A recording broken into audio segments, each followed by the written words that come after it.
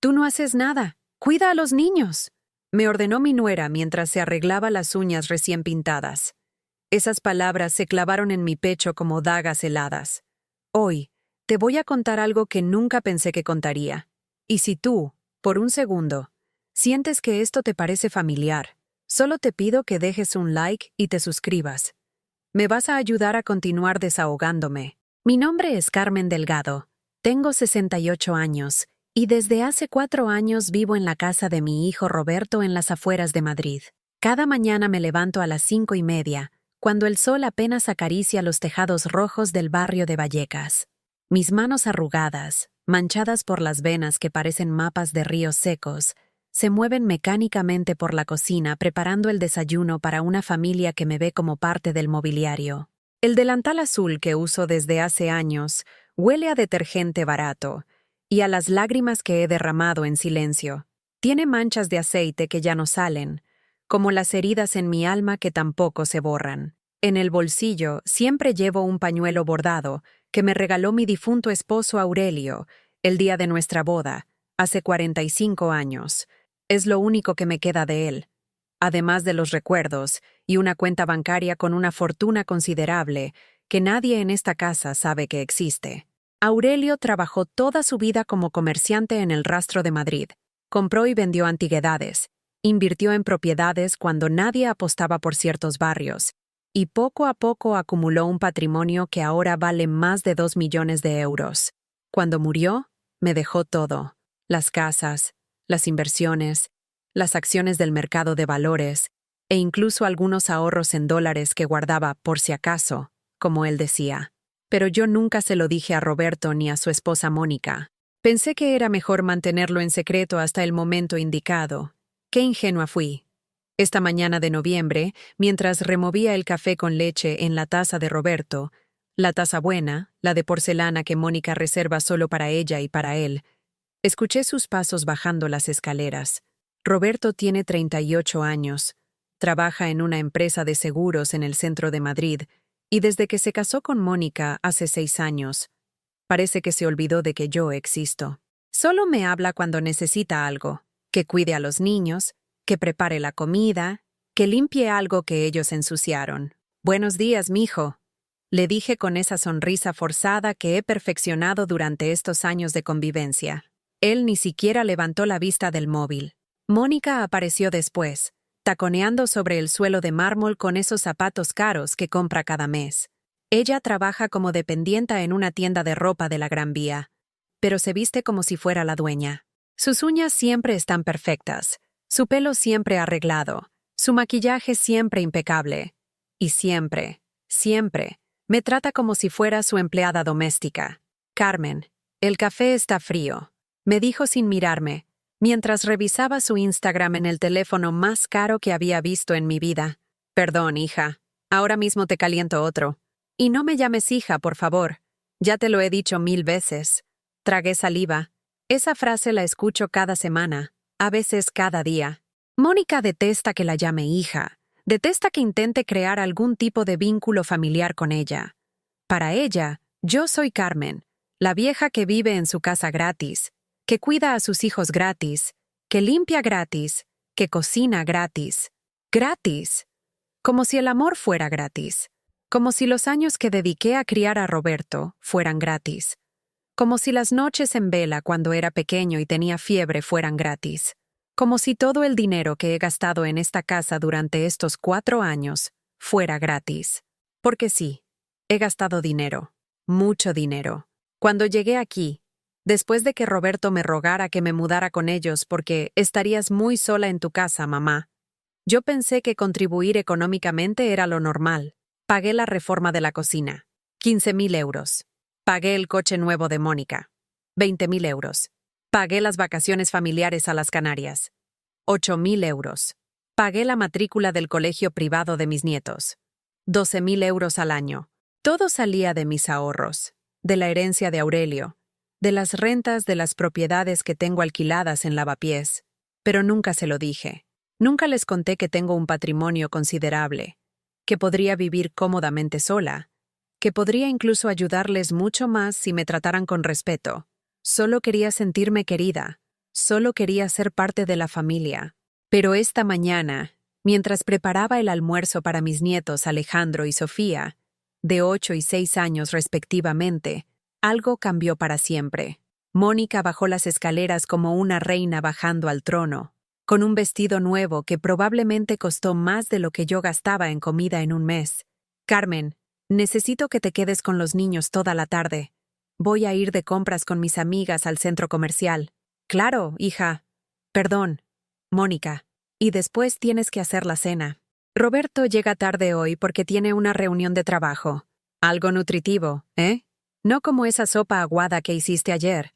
Asentí en silencio, removiendo los macarrones que se cocinaban en la olla.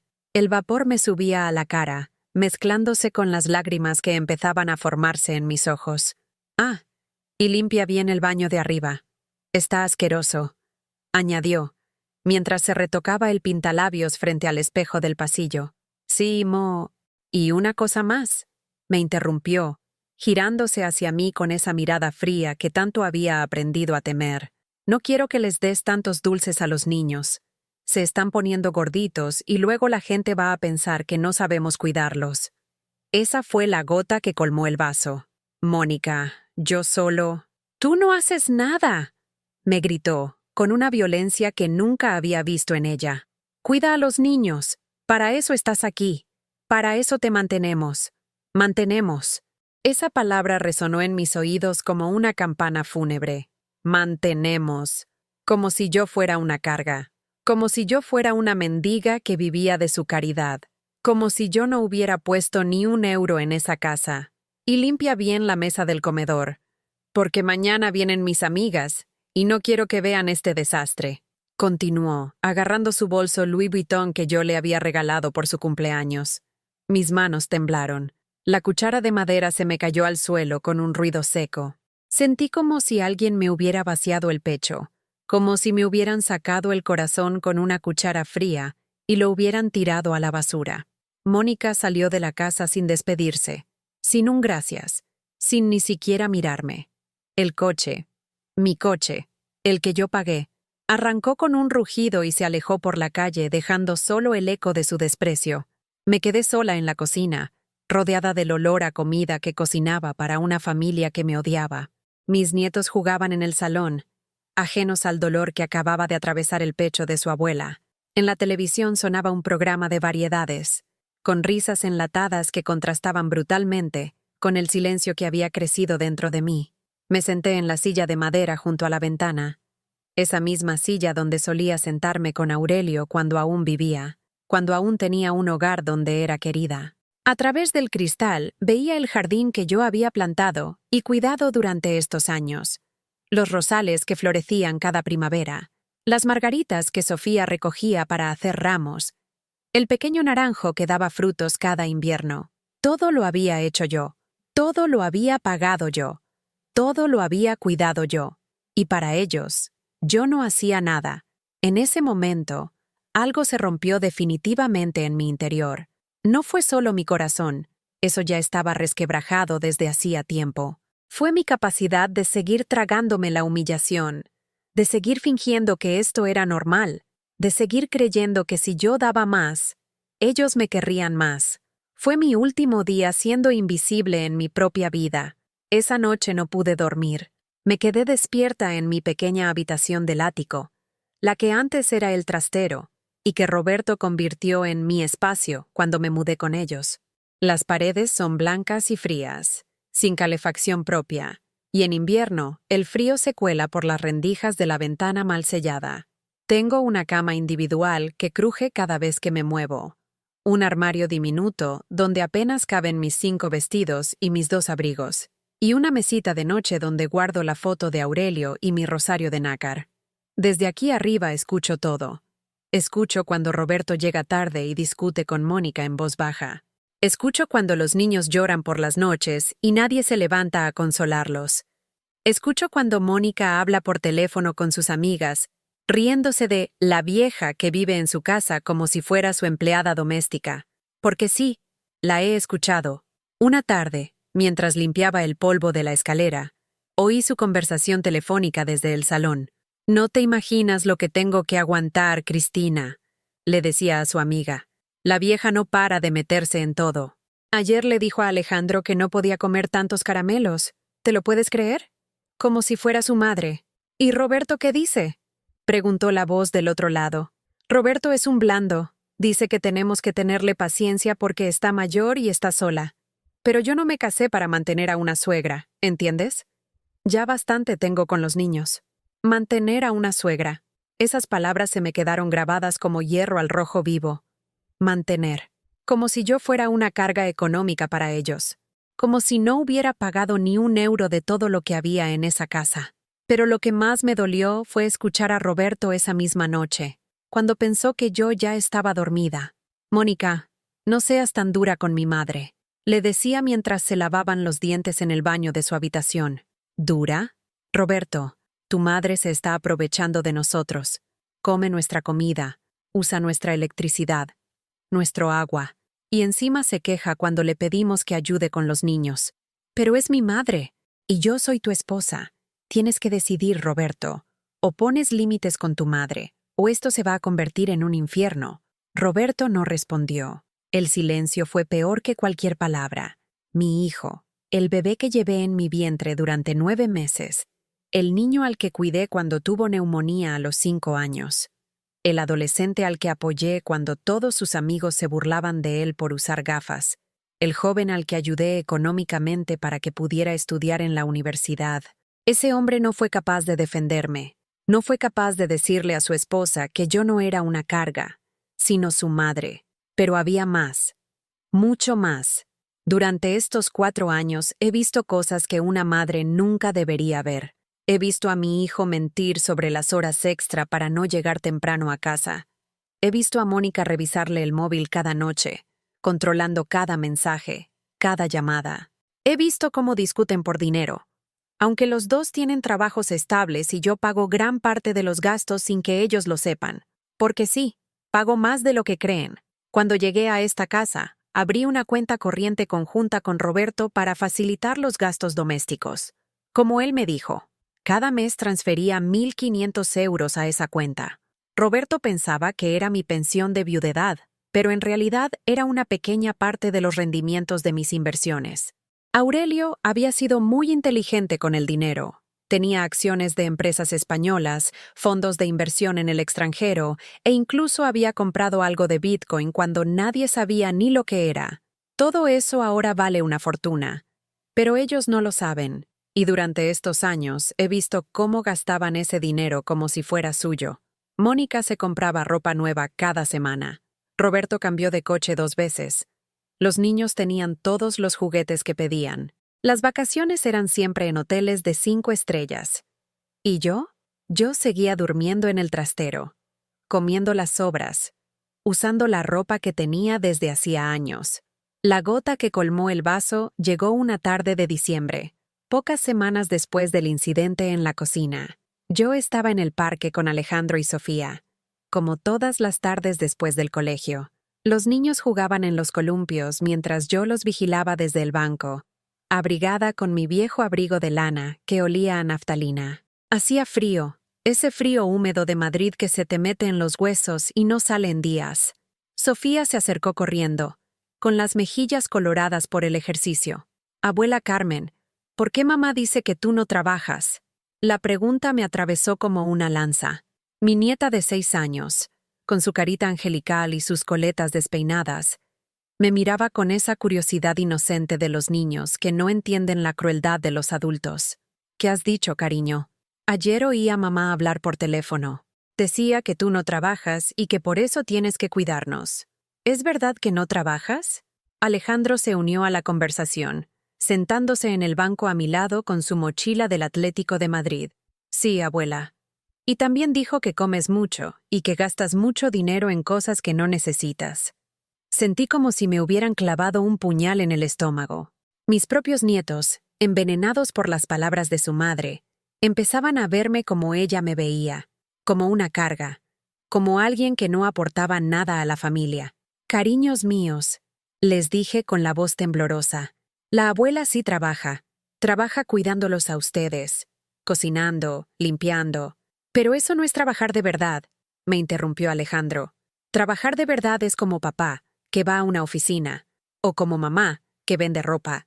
Tú solo estás en casa. Solo estás en casa. Esas 4 palabras resumían todo lo que había sido mi vida durante estos años. Solo estaba en casa. Como si estar en casa no fuera importante. Como si cuidar de una familia no fuera un trabajo.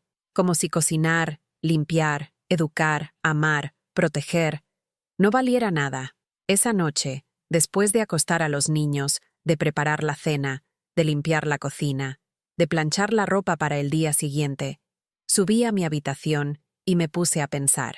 Me senté en la cama, con la foto de Aurelio entre las manos, y por primera vez en años me pregunté qué había sido de Carmen, qué había sido de la mujer que se casó enamorada a los 22 años, qué había sido de la madre que crió a su hijo con amor y sacrificio. ¿Qué había sido de la viuda que había sabido gestionar una herencia considerable y multiplicarla con inteligencia? Me había convertido en una sombra, en una presencia incómoda que vivía en el desván de una casa que ya no sentía como mía, en una empleada doméstica sin sueldo que trabajaba a cambio de cama y comida, como en el siglo pasado. Pero lo peor no era eso. Lo peor era que había empezado a creerme que no valía nada, que no merecía respeto, que mi único propósito en la vida era servir a otros sin esperar nada a cambio. Abrí el cajón de mi mesita de noche y saqué el extracto bancario que había llegado esa mañana. Mis inversiones habían rendido especialmente bien ese trimestre. Había ganado más de 200.000 euros solo en dividendos de las acciones. Tenía un patrimonio líquido de más de 2 millones de euros, sin contar las propiedades. Era rica. Era económicamente independiente. Podría vivir cómodamente sin depender de nadie durante el resto de mi vida. Y sin embargo, estaba ahí, en un cuarto diminuto, sintiendo que no valía nada.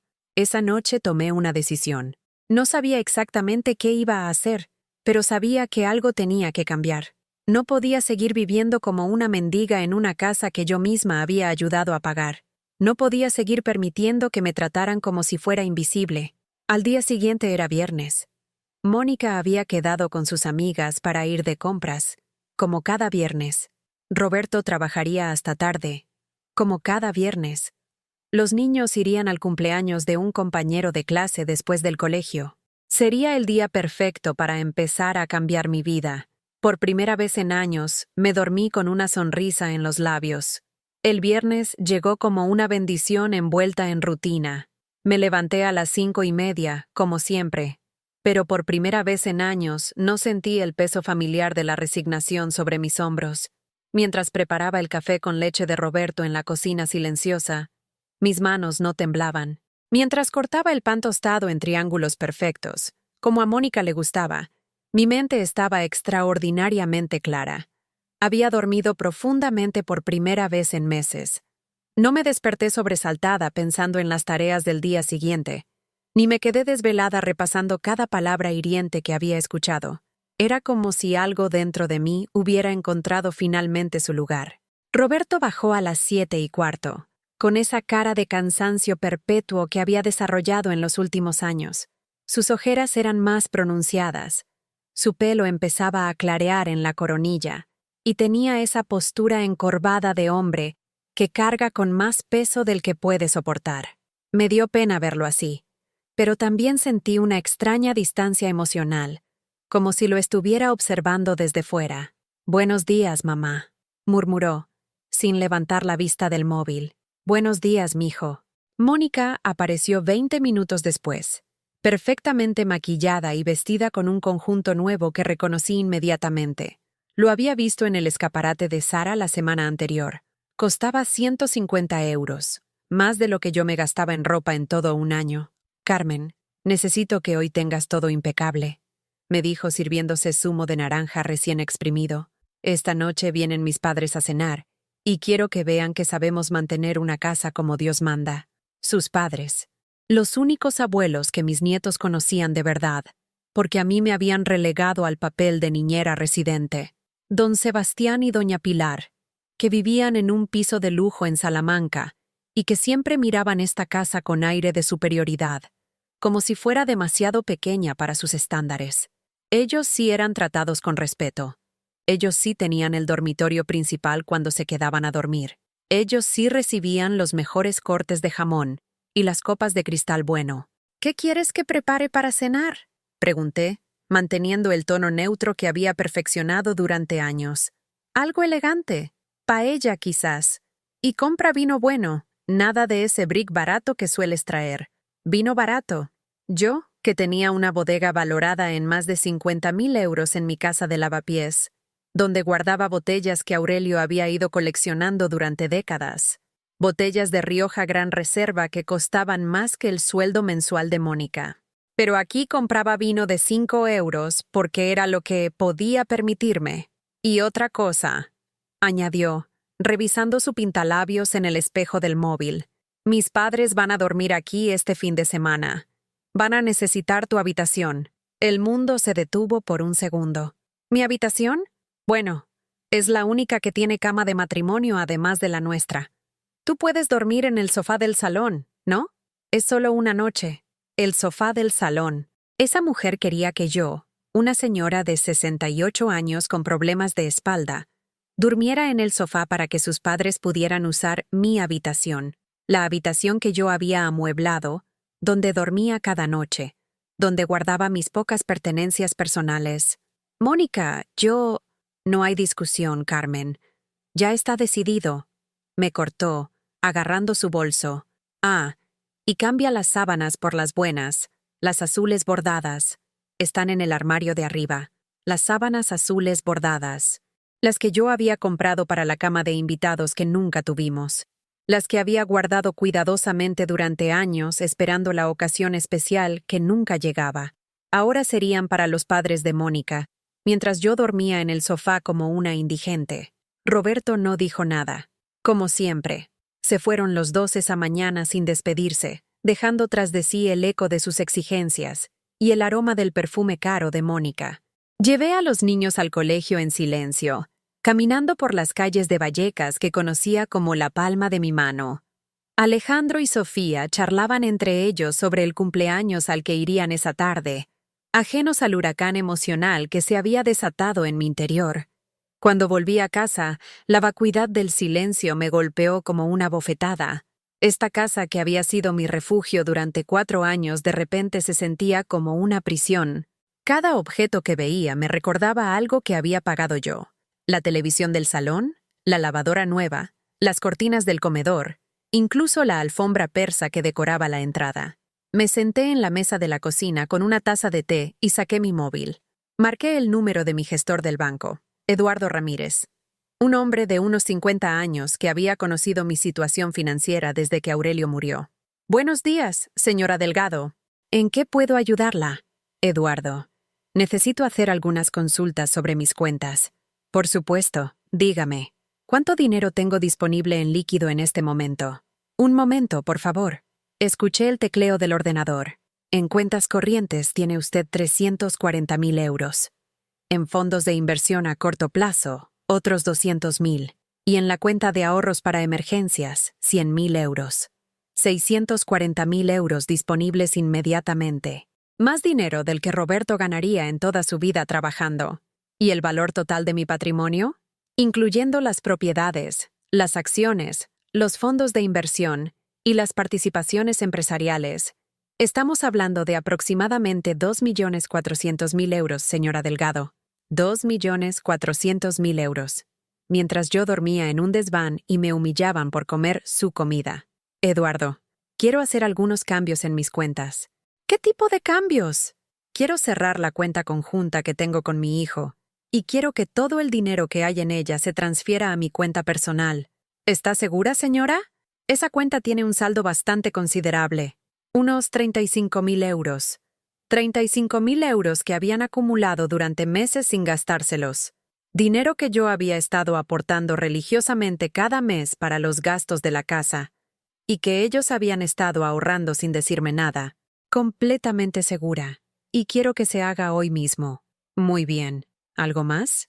Sí. Quiero conocer el estado de las propiedades que tengo alquiladas, especialmente la casa de la calle Mesón de Paredes. Esa propiedad está generando unos ingresos mensuales de 2.000 euros, y los inquilinos acaban de renovar el contrato por 2 años más. Es una de sus inversiones más rentables. 2.000 euros mensuales solo de esa propiedad, suficiente para vivir cómodamente en cualquier lugar de España. Eduardo, ¿sería posible que los inquilinos rescindieran el contrato? Es decir, ¿hay alguna cláusula que me permita recuperar la propiedad? Déjeme revisar. Sí, hay una cláusula que permite la rescisión con 3 meses de antelación si la propietaria necesita la vivienda para uso personal. Tendría que compensar a los inquilinos con 3 mensualidades, pero es factible. Perfecto. Inicie los trámites, por favor. ¿Puedo preguntar si va a mudarse, señora Delgado? Por primera vez en años, sonreí de verdad. Digamos que voy a volver a casa, Eduardo. Después de colgar, me quedé sentada en esa cocina que había limpiado miles de veces, mirando las paredes que había pintado yo misma cuando llegué, los azulejos que había colocado con mis propias manos. Esta casa llevaba mi sudor, mi dinero, mi amor, pero nunca había llevado mi nombre en ningún papel oficial. Era hora de recuperar lo que era mío.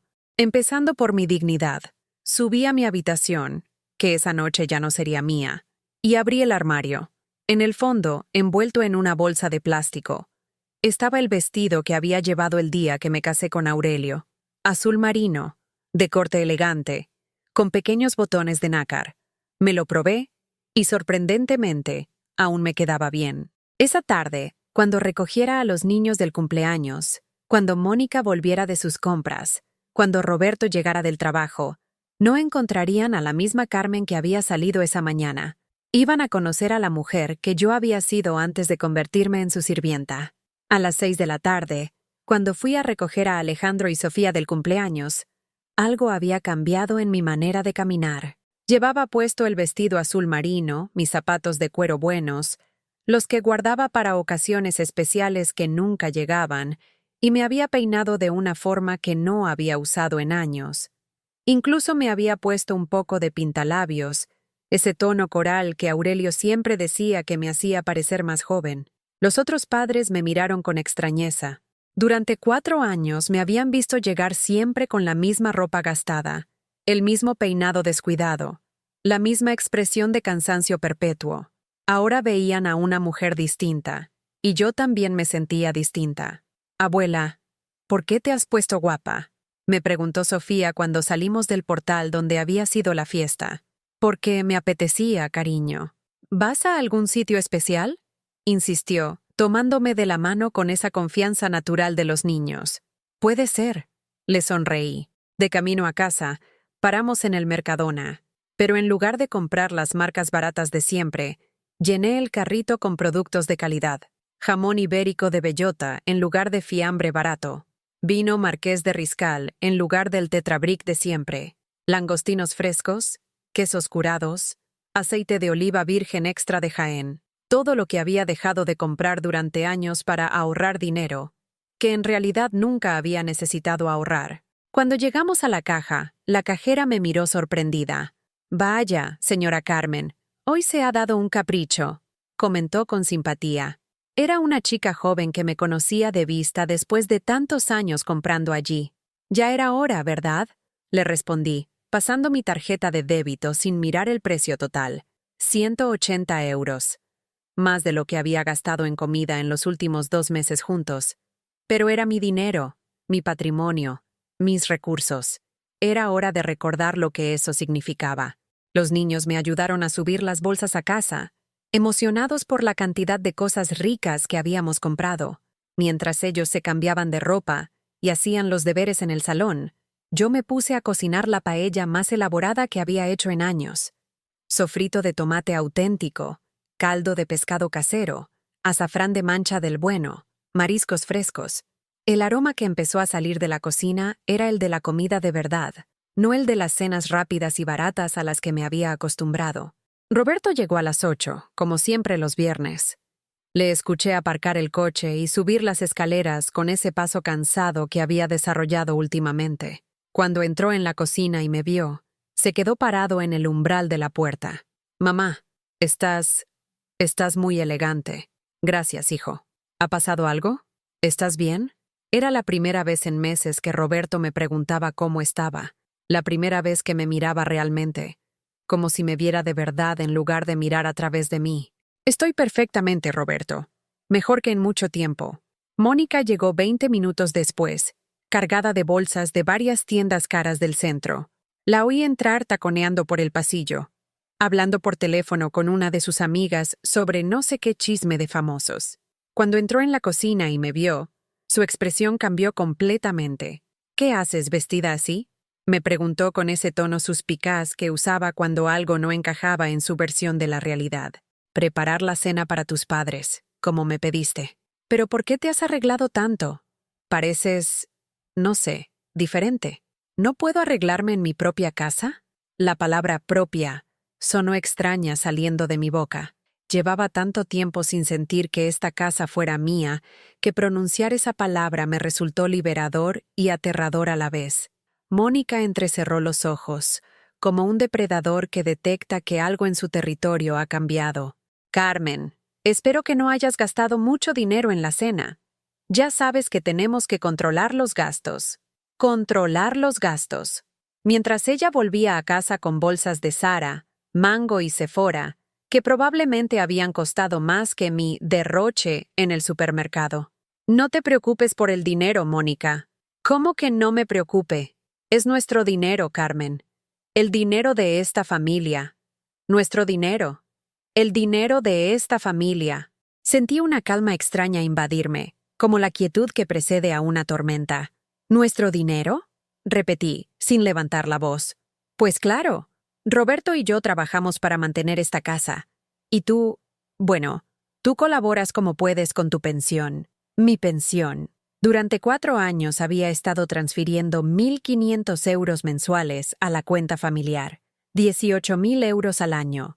72.000 euros en total. Dinero que venía de mis inversiones, de mis propiedades, de mi patrimonio personal. Pero para ellos era mi pensión. Una limosna que yo aportaba por caridad de su parte. Mónica, dije, secándome las manos en el delantal. Tenemos que hablar. ¿Hablar de qué? Tengo que preparar la casa para mis padres. ¿Has cambiado ya las sábanas de tu cuarto? Mi cuarto. Como si fuera un favor temporal que podían retirar cuando quisieran.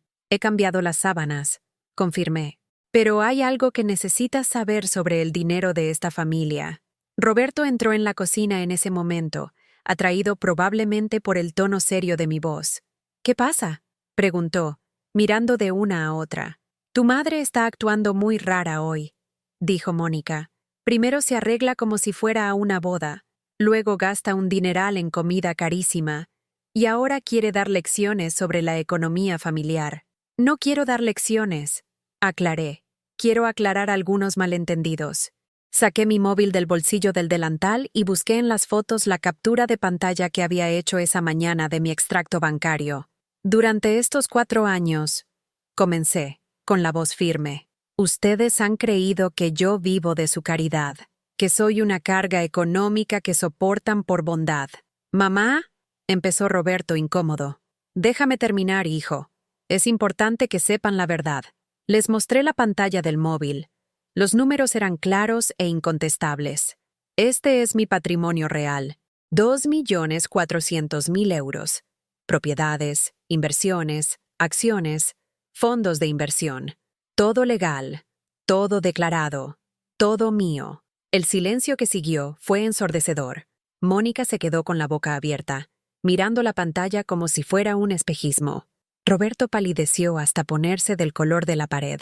Eso es imposible, murmuró Mónica. Tú no tienes dinero. Vives de tu pensión de viudedad. Mi pensión de viudedad son 700 euros al mes.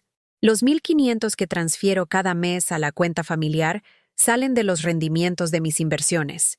Solo los dividendos de mis acciones me dan más dinero al mes del que tú ganas en tu trabajo. Las palabras flotaron en el aire como bombas que no habían explotado aún. Roberto se sentó pesadamente en una silla, pasándose las manos por la cara. Mamá, ¿por qué no nos dijiste nada? Porque no debería haber sido necesario. Porque el respeto no se compra con dinero. Porque creí que me querían por lo que soy. no por lo que tengo. Mónica había recuperado la compostura, pero su cara reflejaba una mezcla de incredulidad y algo que parecía pánico. Si tienes tanto dinero, ¿por qué vives aquí? ¿Por qué no te compras tu propia casa? Tengo mi propia casa. Varias, de hecho. Una de ellas está en Lavapiés, con 3 habitaciones, 2 baños, terraza y vistas al parque. Es donde viví con Aurelio durante 20 años. Entonces, ¿por qué?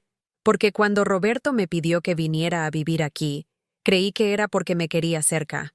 Creí que querían que fuera parte de esta familia. Pero me he dado cuenta de que solo querían una empleada doméstica gratis. El timbre sonó en ese momento. Los padres de Mónica habían llegado. «Carmen», dijo Mónica con una voz extraña, casi suplicante. «Podemos hablar de esto después. Ahora tenemos invitados». «Por supuesto», sonreí. «Después de todo, he preparado una cena preciosa. Con mi dinero, en mi honor». Y por primera vez en años, fui yo quien salió de la cocina con la cabeza alta, dejándolos a ellos con sus preguntas y su culpabilidad. La noche iba a ser muy interesante. Don Sebastián y doña Pilar entraron en la casa como siempre lo hacían, como si fueran los dueños y nosotros los invitados. Él, con su traje de lana gris y su aire de banquero jubilado, que había acumulado una fortuna considerable durante sus años en el sector financiero. Ella, envuelta en un abrigo de cachemira y llevando ese bolso de Loewe que costaba más de 3.000 euros y que no perdía oportunidad de mencionar.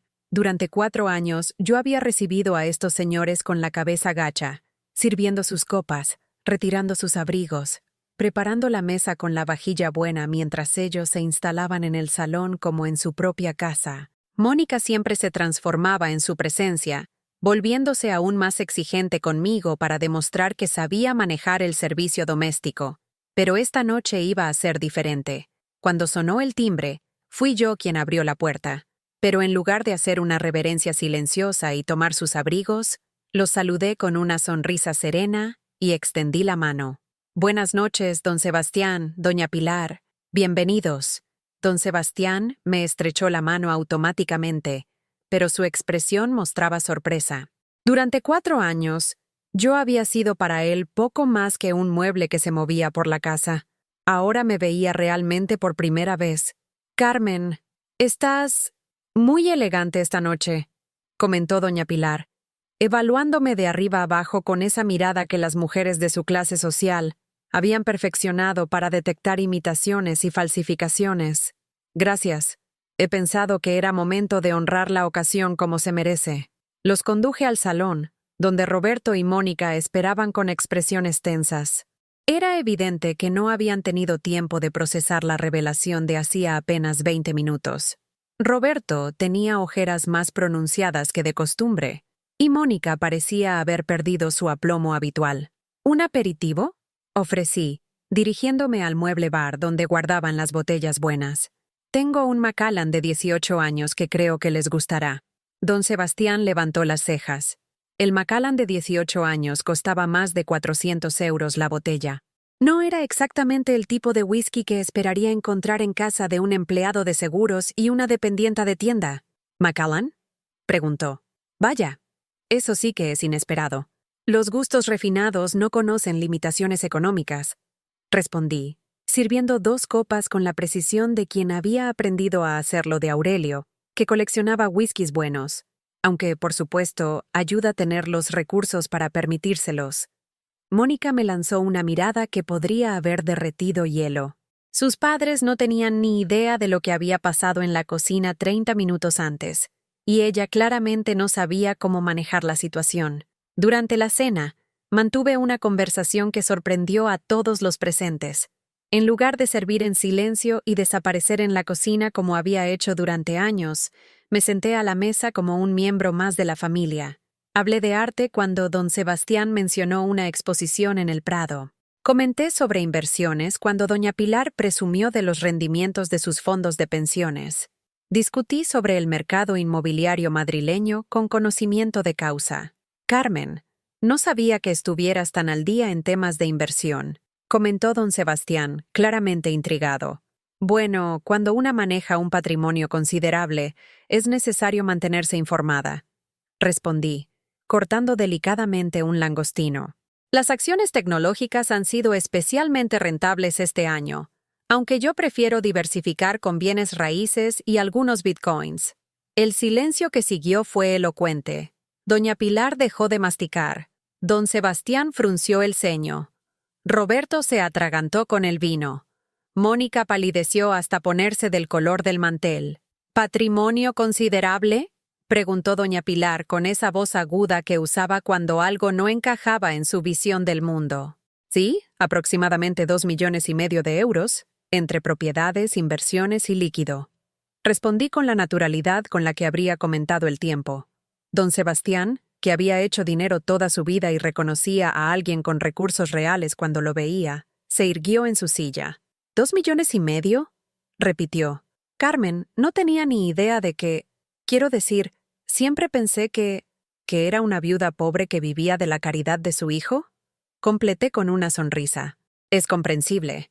Durante 4 años he vivido como si lo fuera.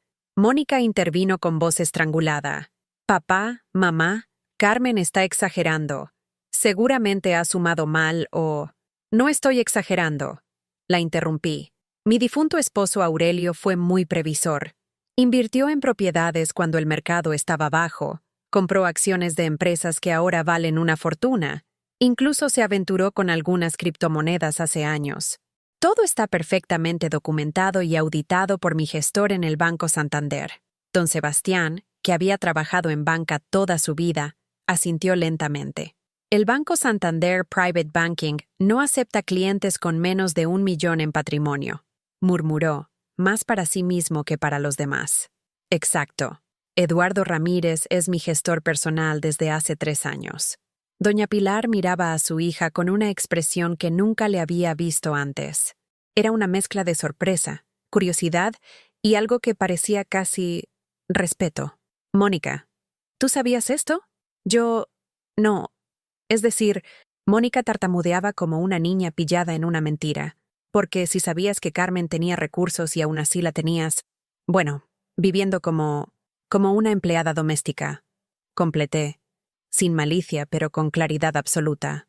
Durmiendo en el trastero convertido en habitación, comiendo las sobras, trabajando sin sueldo a cambio de cama y comida. El silencio que siguió era tan denso que se podía cortar con cuchillo. Don Sebastián miraba a Roberto con una expresión que claramente decía, «Explícate». Doña Pilar observaba a Mónica como si la viera por primera vez en su vida. «Roberto», dijo finalmente don Sebastián, ¿tú tampoco sabías nada de esto? Mi hijo, mi pobre hijo que había estado atrapado entre su esposa y su madre durante años, sin saber cómo navegar esas aguas turbulentas, se pasó las manos por la cara. Papá, mamá nunca dijo... Pensaban que era una carga, dije, que me hacían un favor manteniéndome, que debía estar agradecida por tener un techo sobre mi cabeza. Doña Pilar se dirigió a su hija con una voz que no admitía tonterías. Mónica, ¿es verdad eso? ¿Has tenido a una mujer con 2 millones de euros durmiendo en el trastero? Ella no nos dijo nada, explotó finalmente Mónica. Si tenía tanto dinero, ¿por qué no se compró su propia casa? ¿Por qué vino aquí a vivir como una qué, Mónica? Preguntó doña Pilar con voz peligrosamente baja. Como una... Dilo, hija, la animé. ¿Como una qué? Mónica no pudo completar la frase, pero todos sabíamos lo que había estado a punto de decir. Como una indigente, como una mendiga, como una carga. Don Sebastián se levantó de la mesa lentamente. «Carmen», dijo con una formalidad que no había usado nunca conmigo, ¿podría hablar con usted en privado? Nos fuimos al balcón del salón, dejando a los demás en un silencio sepulcral. Don Sebastián encendió uno de sus puros caros, y durante un momento solo se escuchó el ruido del tráfico de la calle abajo. «Carmen», dijo finalmente, «soy un hombre de negocios. He visto mucho dinero moverse durante mi carrera, y he aprendido a reconocer a las personas que realmente lo tienen versus las que solo presumen de tenerlo. Usted lo tiene». Asentí. «Lo que no entiendo», continuó, «es por qué una mujer con su patrimonio se ha sometido a vivir como ha vivido estos años». Miré hacia el salón, donde podía ver las siluetas de Roberto y Mónica, hablando en voz baja con gestos tensos. Porque creí que el amor era más importante que el dinero, don Sebastián. Creí que una familia se construía con cariño, no con transacciones financieras. ¿Y ahora? Ahora he aprendido que hay personas que solo respetan lo que pueden cuantificar. Y está bien. Yo también puedo jugar ese juego. Don Sebastián asintió lentamente, con una sonrisa que no había visto antes. Me parece que esta cena va a ser mucho más interesante de lo que esperaba. Cuando volvimos del balcón, la tensión en el comedor se podía cortar con un cuchillo. Mónica tenía los ojos enrojecidos y Roberto parecía haber envejecido 10 años en los últimos 20 minutos. Doña Pilar miraba a su hija con una expresión que nunca le había visto, decepción profunda mezclada con vergüenza ajena. «Bueno», dijo don Sebastián, acomodándose en su silla con una nueva actitud de respeto hacia mí. «Creo que esta conversación ha tomado un rumbo muy revelador». Se dirigió directamente a Roberto, con esa voz autoritaria que había usado durante décadas para cerrar negocios importantes. «Roberto, hijo, creo que tienes algunos asuntos serios que resolver con tu madre». «Papá, yo no sabía», empezó Roberto. «¿No sabías qué? ¿Que tu madre tenía patrimonio? ¿O no sabías que la estaban tratando como una sirvienta?» Roberto se quedó sin respuesta. Doña Pilar, que había permanecido en silencio desde nuestra revelación, finalmente habló. «Mónica, durante 4 años, cada vez que venimos aquí, has hablado de Carmen como si fuera una carga, la suegra que tenemos que mantener, la vieja que no para de dar la lata, la que come nuestra comida sin aportar nada. Mamá, yo... No me interrumpas». La voz de doña Pilar resonó por toda la casa. «¿Sabes lo que eso dice de ti? ¿Sabes cómo nos sentimos nosotros, que hemos sido testigos de cómo tratabas a una mujer que resulta que tiene más dinero que todos nosotros juntos?» Era cierto.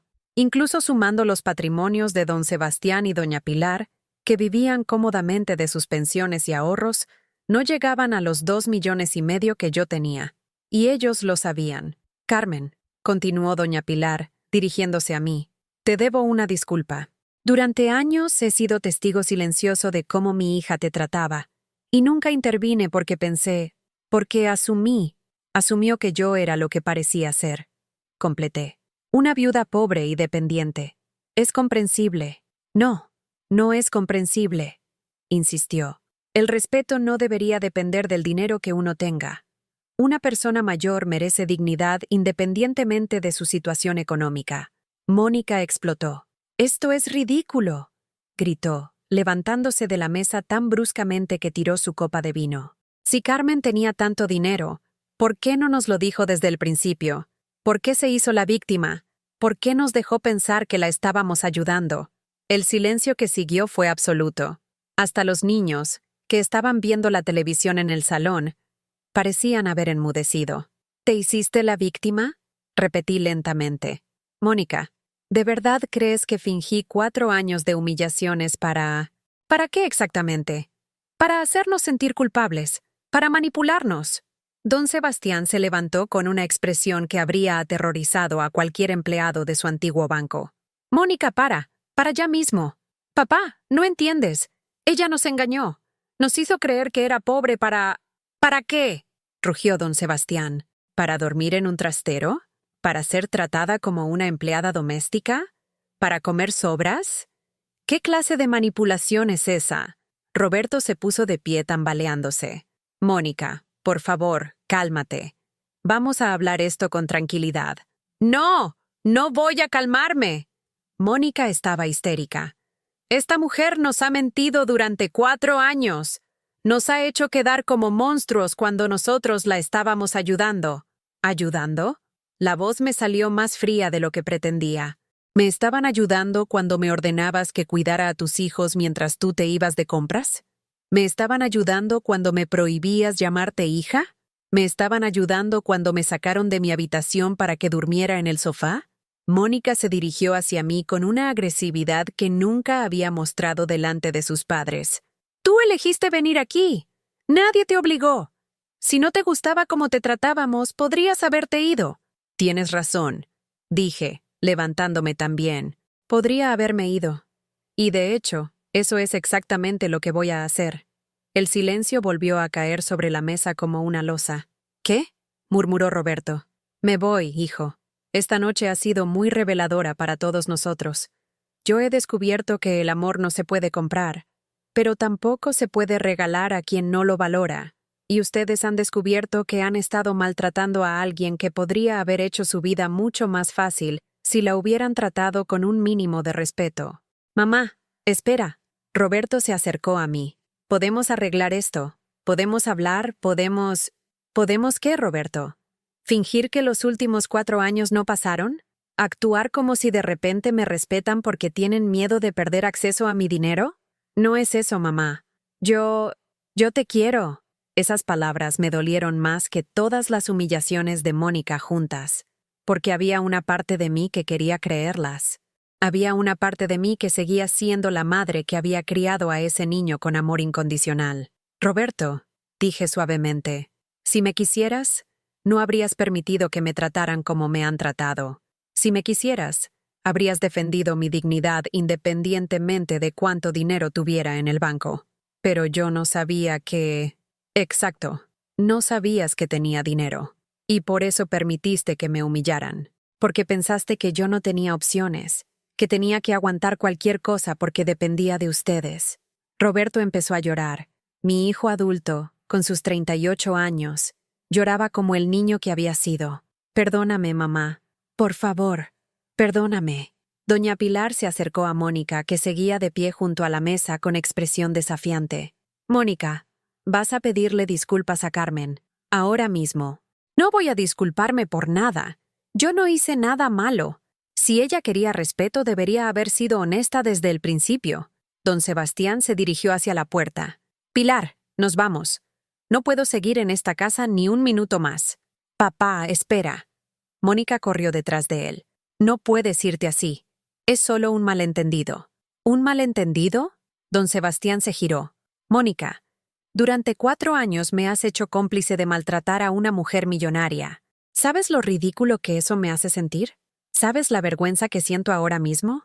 Pero papá, no hay peros. Carmen, se dirigió a mí. Si alguna vez necesita algo, cualquier cosa, por favor no dude en llamarme. Y lamento profundamente haber sido testigo silencioso de esta situación. Doña Pilar me tomó de las manos. Carmen, querida, espero que algún día puedas perdonar a esta familia, especialmente a mí, por no haber intervenido antes. Ya está perdonado, le respondí. Ustedes no tenían por qué saber la verdad. Yo elegí no contarla. Después de que los padres de Mónica se marcharan, la casa quedó en un silencio sepulcral. Roberto seguía sentado en la mesa, con la cabeza entre las manos. Mónica había desaparecido, probablemente encerrada en su habitación. Los niños se habían quedado dormidos en el sofá del salón. Me quité el delantal que había llevado durante la cena y lo dejé cuidadosamente doblado sobre la encimera de la cocina. Luego subí a mi habitación, por última vez, a recoger mis cosas. No tenía mucho que llevarme. 4 años de vivir como una invitada temporal no dejan muchas posesiones. Metí mi ropa en la maleta que había traído cuando llegué. Guardé la foto de Aurelio, mi rosario y los pocos objetos personales que había acumulado. Cuando bajé con la maleta, Roberto me esperaba en el pasillo. Mamá, por favor, no te vayas así. Podemos arreglar esto. Roberto, hijo, no hay nada que arreglar. Esto tenía que pasar. Llevaba años viviendo una mentira, pretendiendo ser alguien que no era, aceptando un trato que no merecía. Ya era hora de que tanto ustedes como yo enfrentáramos la realidad. ¿Y los niños? Ellos te quieren, y yo los quiero a ellos. Pero los niños necesitan aprender que el amor verdadero no incluye humillación ni falta de respeto. Quizás, cuando sean mayores, entiendan por qué su abuela tuvo que irse. Abrí la puerta de la casa y salí al aire fresco de la noche madrileña. Mi taxi ya estaba esperando. ¿A dónde vas?, me gritó Roberto desde la puerta. A casa, respondí. Voy a casa. Y por primera vez en 4 años, esas palabras sonaron verdaderas. El taxi se deslizó por las calles de Madrid hacia Lavapiés, como si fuera un barco navegando hacia Puerto Seguro. Mientras veía pasar las luces de la ciudad por la ventanilla, Sentí algo que no había experimentado en años, la anticipación de llegar a casa, no a un lugar donde era tolerada, no a un espacio donde tenía que ganar mi derecho a existir cada día, sino a mi casa, al lugar donde Aurelio y yo habíamos sido felices, donde cada rincón guardaba recuerdos de amor verdadero. La casa de la calle Mesón de Paredes me recibió con el silencio reconfortante de los espacios que nos pertenecen. Los inquilinos habían cuidado bien la propiedad durante estos años, pero aún así pude reconocer inmediatamente las huellas de mi vida anterior. El pasamanos de la escalera que Aurelio había barnizado 3 veces hasta conseguir el tono perfecto. Los azulejos del recibidor que habíamos elegido juntos en una tienda de anticuarios del Rastro. El olor vagamente familiar a lavanda que parecía impregnado en las paredes. Esa primera noche dormí en la cama de matrimonio que había sido nuestra durante 20 años. Las sábanas eran nuevas, cortesía de los inquilinos, pero el colchón conservaba la forma de nuestros cuerpos. La hendidura donde Aurelio se acurrucaba para leer el periódico los domingos por la mañana, el lado donde yo me despertaba cada día sintiéndome amada y valorada. Por primera vez en 4 años, dormí 8 horas seguidas. Al día siguiente comenzó mi proceso de reconquista, no de venganza. Esa palabra implicaba una amargura que ya no sentía, sino de recuperación de la mujer que había sido antes de convertirme en la sombra silenciosa de Vallecas. Lo primero que hice fue llamar a María Carmen, mi peluquera de toda la vida, que tenía un salón pequeño pero elegante cerca de la Plaza Mayor. «¡Carmen!», gritó cuando me vio entrar. «Pero, mujer, ¿dónde te habías metido todos estos años?» «Perdida, María Carmen. Pero ya estoy de vuelta. Pasé 3 horas en ese salón. Corte. Tinte para cubrir las canas que había dejado crecer durante años de dejadez. Tratamiento facial. Manicura. Cuando salí, me sentía como si hubiera recuperado 10 años de vida. El espejo me devolvía la imagen de Carmen Delgado, no de la abuela invisible que había sido durante tanto tiempo. Después me fui de compras. No al Mercadona de siempre, sino a El Corte Inglés, donde durante años no había puesto un pie porque era muy caro para mi presupuesto. Me probé vestidos que realzaban mi figura, zapatos cómodos pero elegantes, un abrigo de lana que costaba más de lo que había gastado en ropa en los últimos 2 años. Mientras la dependienta, una mujer joven y amable, me ayudaba a elegir, me preguntó, ¿es para alguna ocasión especial? Sí, respondí, para el resto de mi vida. Esa tarde, instalada en la terraza de mi casa con una taza de té Earl Grey auténtico y una pasta del horno de San Onofre, llamé a Eduardo, mi gestor del banco. «Señora Delgado, ¿cómo ha ido el traslado?» «Perfectamente, Eduardo. Quiero hacer algunos cambios en mis inversiones. Dígame». «Quiero retirar mi dinero de todos los fondos conservadores y apostar por algo más arriesgado pero más rentable. Tengo 68 años, pero me siento como si mi vida acabara de empezar». Eduardo se rió al otro lado del teléfono. «Esa es una actitud que me gusta escuchar. ¿Ha pensado en inversiones en tecnología? Las acciones de empresas de inteligencia artificial están experimentando un crecimiento extraordinario. ¿Cuánto necesitaría para una cartera diversificada? Con 500,000 euros podríamos crear una cartera muy sólida, entre acciones tecnológicas, algunos bitcoins adicionales y participaciones en fondos de capital riesgo. Hagámoslo. Durante las siguientes semanas, mi vida tomó un ritmo que no había conocido nunca. Me levantaba cuando mi cuerpo me decía que había descansado suficiente. Desayunaba en la terraza leyendo el periódico completo, no solo los titulares que alcanzaba a ver mientras preparaba el desayuno para otros. Almorzaba en restaurantes donde antes pensaba que no podía permitirme comer. Paseaba por el Retiro alimentando a los patos, algo que había querido hacer durante años pero nunca había tenido tiempo. Pero lo más importante era el silencio.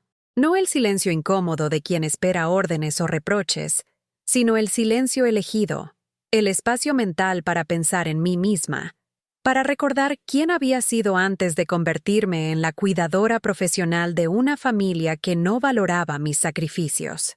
Un mes después de irme de casa de Roberto, él empezó a llamarme. Al principio no contesté.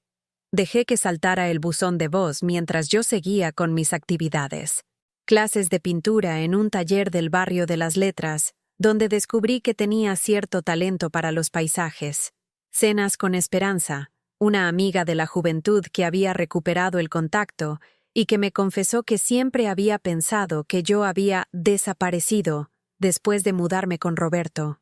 «Es que dejaste de ser tú», me dijo una tarde mientras tomábamos vino en la terraza de un bar de Malasaña. «Antes eras Carmen, la mujer con opiniones, con humor, con vida propia, y de repente te convertiste en la madre de Roberto, la suegra de Mónica, como si hubieras dejado de existir como persona individual». Tenía razón. Durante 4 años había sido definida exclusivamente por mi relación con otros. No era Carmen la viuda inteligente que había sabido multiplicar la herencia de su marido.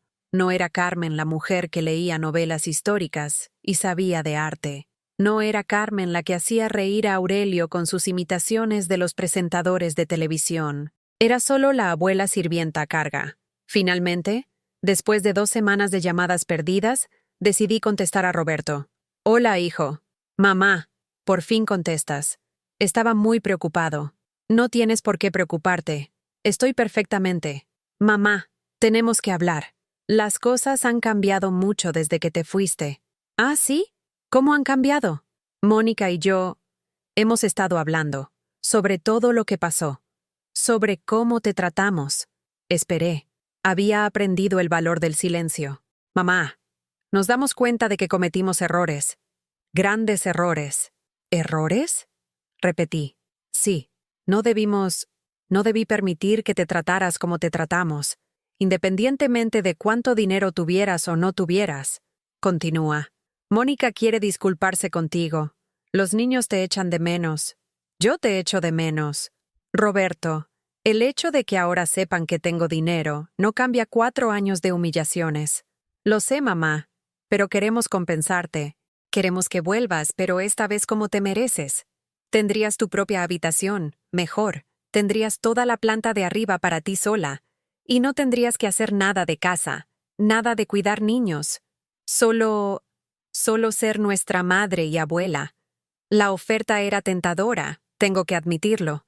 Había una parte de mí que extrañaba los abrazos de Alejandro y Sofía, que echaba de menos ser parte de una familia, aunque esa familia me hubiera maltratado. ¿Y Mónica está de acuerdo con eso? Sí. Bueno, está aprendiendo. Sus padres le han dicho cosas muy duras sobre cómo te trató. Don Sebastián incluso le dijo que podría cortar su relación con ella si no arreglaba las cosas contigo. Ahí estaba. La verdadera razón. No era que hubieran tenido una revelación moral sobre el respeto y la dignidad. Era que las consecuencias sociales de su comportamiento habían llegado hasta ellos. Los padres de Mónica, con su propio estatus social que proteger, no podían permitirse estar asociados con gente que maltrataba a ancianos millonarios. Roberto, ¿sabes cuál es la diferencia entre una disculpa sincera y una disculpa conveniente? ¿Qué quieres decir? Una disculpa sincera viene del arrepentimiento genuino. Una disculpa conveniente viene del miedo a las consecuencias. Mamá, yo de verdad me arrepiento. Puede ser, hijo. Pero necesito tiempo para distinguir entre tu arrepentimiento y tu miedo a perder acceso a mi herencia. El silencio al otro lado del teléfono fue revelador. No es por el dinero, mamá. ¿No? Entonces acepta que volveré solo cuando esté segura de que me quieren por ser Carmen, no por tener 2 millones de euros. ¿Y cuándo será eso? No lo sé, Roberto. Pero por primera vez en años, tengo todo el tiempo del mundo para decidirlo. 6 meses después de aquella cena que cambió todo, estaba sentada en la terraza de mi casa de Lavapiés, contemplando el atardecer dorado que se extendía sobre los tejados de Madrid. En mis manos tenía una copa de vino Ribera del Duero de una añada que Aurelio habría apreciado, y sobre la mesa descansaba el último extracto de mis inversiones. Mis acciones tecnológicas habían rendido un 30%, mis bitcoins habían duplicado su valor, y el patrimonio que había heredado de Aurelio ahora rozaba los 3 millones de euros. Pero más importante que las cifras era lo que veía en el espejo cada mañana.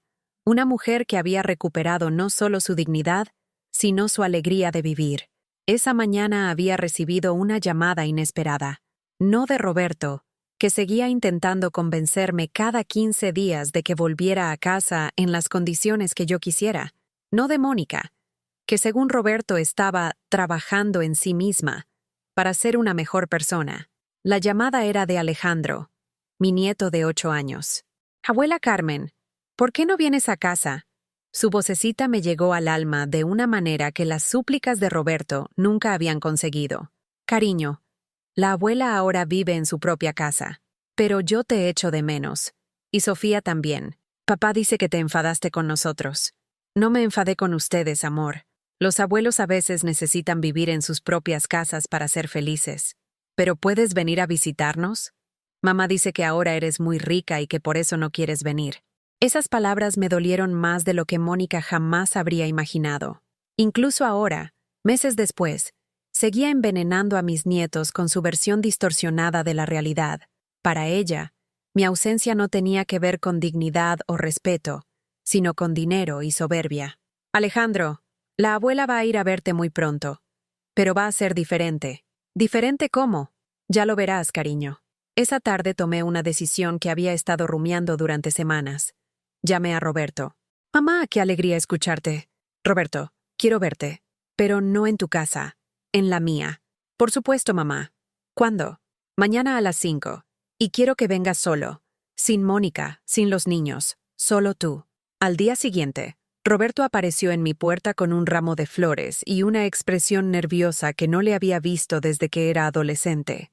Llevaba un traje nuevo, se había cortado el pelo, y tenía esa actitud de alguien que sabe que está siendo evaluado. «Mamá, tu casa está preciosa», dijo, mirando alrededor con admiración genuina. Y lo estaba. Durante estos meses había recuperado no solo mi espacio físico, sino mi gusto personal. Había restaurado los muebles que Aurelio y yo habíamos comprado juntos. Había colgado los cuadros que me gustaban. Había llenado la casa de plantas y libros y música. Era, otra vez, mi hogar. Siéntate, Roberto. Tenemos mucho de qué hablar. Le serví café en la vajilla buena, la de porcelana china que había guardado durante años para ocasiones especiales, y que ahora usaba todos los días porque había aprendido que la vida misma era ocasión especial suficiente. Mamá, antes de que digas nada, quiero que sepas que he estado reflexionando mucho estos meses. Me alegra escuchar eso. He estado yendo a terapia. Mónica y yo, juntos y por separado. Eso sí me sorprendió. Roberto nunca había creído en la terapia psicológica. ¿Y qué has descubierto? Que fui un cobarde. Que dejé que mi esposa maltratara a mi madre porque era más fácil que enfrentar el conflicto. Que confundí mantener la paz con traicionar a quien más debería haber protegido. Las palabras sonaban ensayadas, pero había algo en sus ojos que me decía que las sentía de verdad. ¿Y Mónica? ¿Qué ha descubierto ella? Roberto suspiró profundamente. Mónica ha descubierto que creció en una familia donde el amor se ganaba compitiendo, donde el valor de una persona se medía por su utilidad. Sus padres siempre la compararon con otros, siempre le hicieron sentir que tenía que demostrar su valía. Eso explica su comportamiento, Roberto, pero no lo justifica. Lo sé. Ella también lo sabe.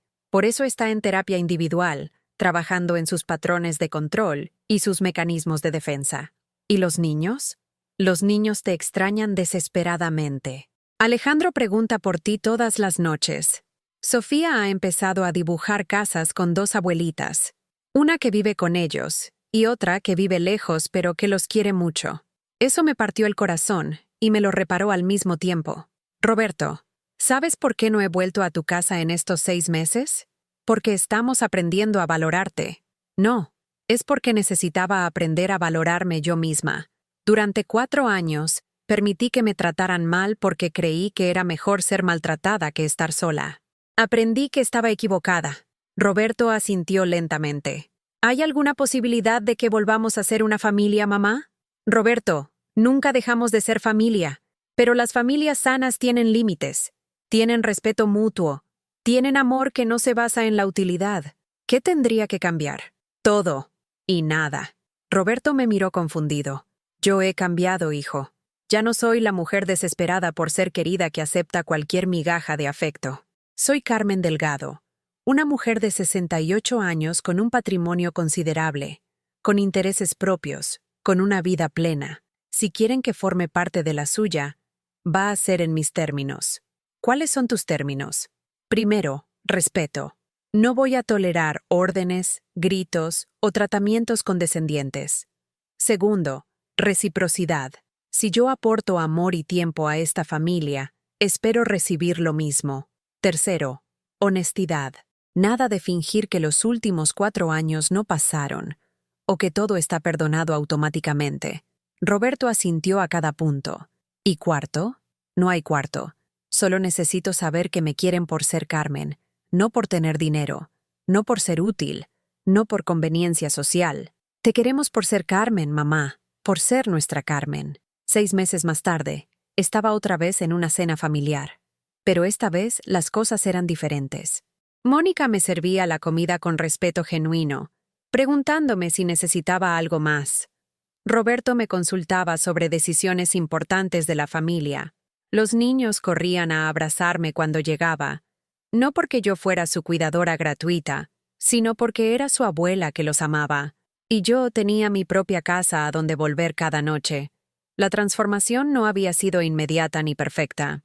Hubo recaídas, momentos en que Mónica volvía a sus patrones antiguos, y yo tenía que recordarle con firmeza, pero sin crueldad, cuáles eran los límites.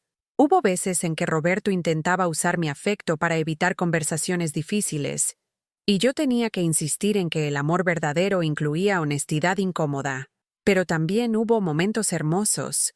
Alejandro vino conmigo a mi clase de pintura y descubrió que tenía talento para el dibujo.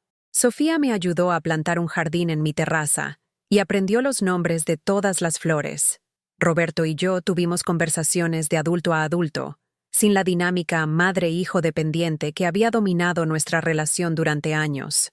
Y Mónica, lentamente, empezó a mostrar la mujer que podría haber sido si hubiera crecido sintiéndose valorada por quién era en lugar de por lo que hacía. Una tarde de primavera, mientras tomábamos café en mi terraza, después de una comida familiar, Mónica me dijo algo que nunca pensé que escucharía. Carmen, gracias por no rendirte con nosotros. ¿Qué quieres decir? Podrías haberte ido para siempre. Con todo el dinero que tienes, podrías haberte mudado a cualquier lugar del mundo y no volver a vernos nunca. Pero elegiste darnos una segunda oportunidad. Mónica, las familias no son inversiones de las que uno se desentiende cuando no rinden. Son compromisos a largo plazo que requieren trabajo constante, como tus acciones y tus propiedades. Me reí. Exacto. Y también como tus acciones y tus propiedades dan mejores rendimientos cuando se gestionan con inteligencia y paciencia.